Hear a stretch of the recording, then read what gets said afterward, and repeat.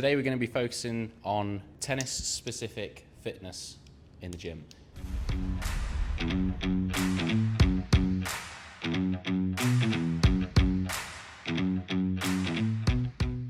So we're mainly going to be doing cardio, and pretty much all of it's going to be endurance-based, just to kick us off. And we're going to start with a bit of skipping.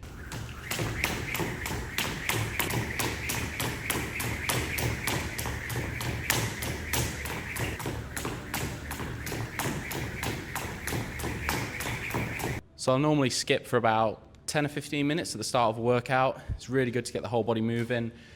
I do a few variations of the skipping, so I'll just do some running on the spot, some crossovers, some doubles, and then some double crossovers.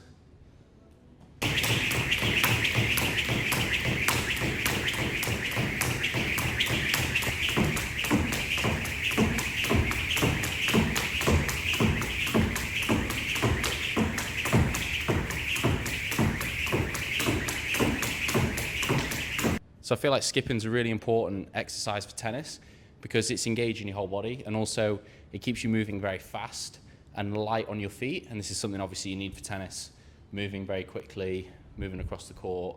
So really good for coordination. So tennis is obviously a sport where coordination, balance are really important. So skipping, I think, is a perfect exercise, especially to warm up.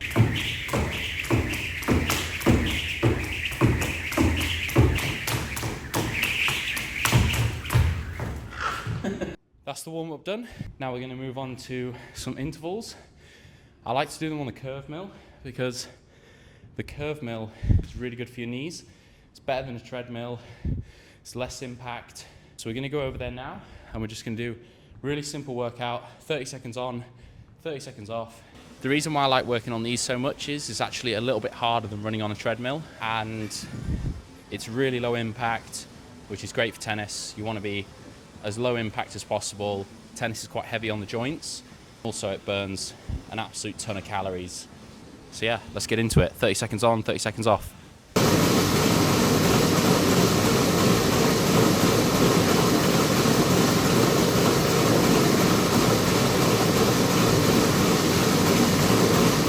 It's really good for your recovery time as well, because the 30 seconds you can use to walk, so it's like an active recovery, and then you just keep going.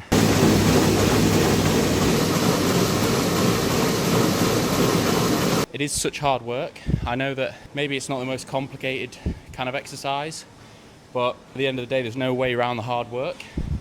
And if you can outlast your opponent physically on the court, it's such a huge advantage. And it's another thing that you don't really need loads of kind of high-tech equipment to use. Even when I haven't got a gym, I do this sort of thing at home, running up hills, you know, doing that sort of thing where it's like intervals. The basic principle of it is any way that you can get the hard work in, then do it. So the next torture device, the watt bike. Again, 30 seconds off, 30 seconds on. Really simple. Need to turn that up a bit. Again, just prepping you for those longer rallies, outlasting your opponents physically. Yeah, should we get into it?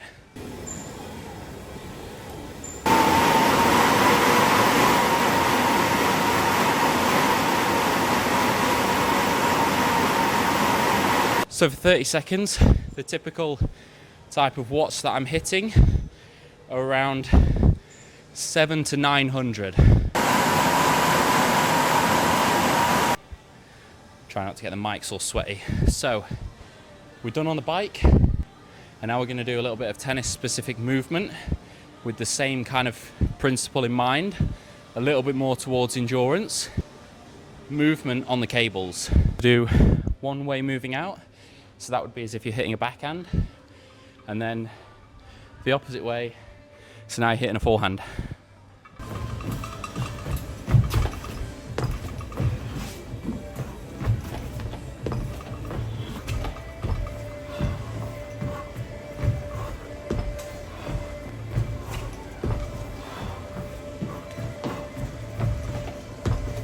Now if you're going to do it with the cable machine or a band, try not to stack the weight too high.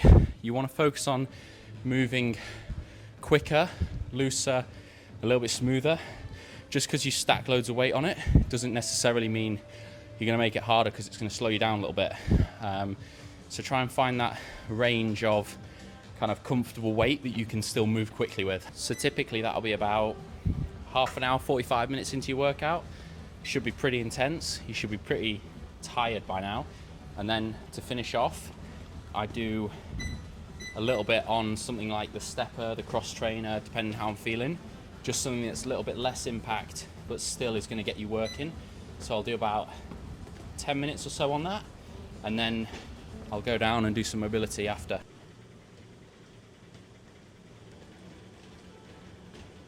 So I've got a little mobility routine going on. Basically just start with calves, go to hamstrings, glutes, a bit of hips. Yeah, just basically frees up all of this kind of general area, and then we move up to the upper body, which obviously is still equally as important. So yeah, we'll just go through that.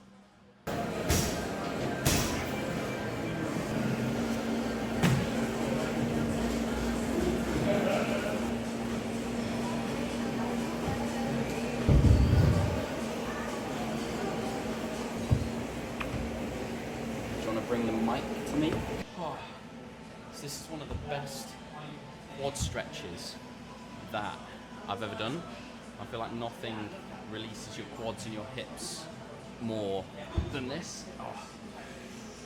Yeah, it's really good. I typically do these stretches for about 30 seconds to a minute each, because they are quite intense. I wouldn't recommend doing a lot more than that, and if you do them consistently enough, you will start to get a lot more mobile. If you're a tennis player who's looking to improve, this is a really easy game.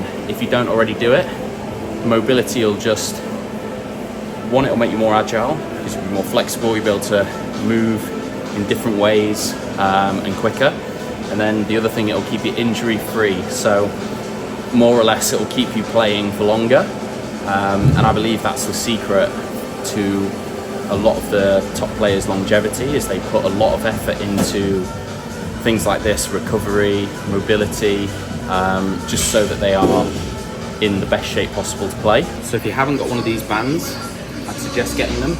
They're pretty cheap. You can buy them from, like, I think this one's from Decathlon. You can get them from like Sports Direct, Amazon, whatever. They're pretty cheap, but they are really useful. For glutes, obviously, the main muscle that are used by tennis players, obviously where you get a lot of your power from, so really important to keep them loose, keep them firing.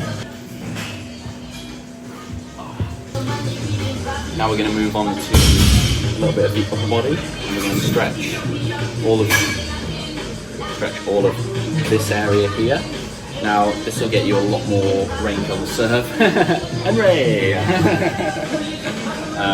So this will get you a lot more range on the serve, make you looser, make you able to move a little bit more efficiently and quicker. It's something that I've been doing for the last 3 or 4 months, pretty non-stop, and I've felt a huge benefit. This is probably one of the most important ones. Yeah, like that way. So you're going to really try and stretch all of down here, up through your arm, your lats. Oh, it's actually really good. Perfect stretch for a tennis player. Really helps out on the serve.